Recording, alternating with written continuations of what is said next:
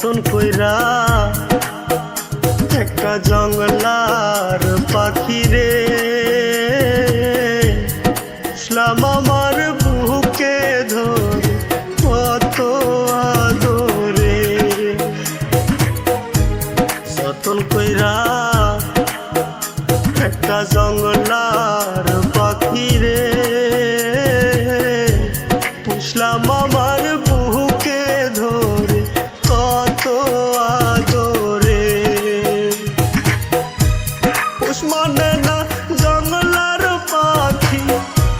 পোষ মানে না জঙ্গলার পাখি বুঝেছি অনেক পরে হায়রে আমি বুঝেছি অনেক পরে হায়রে যতন কইরা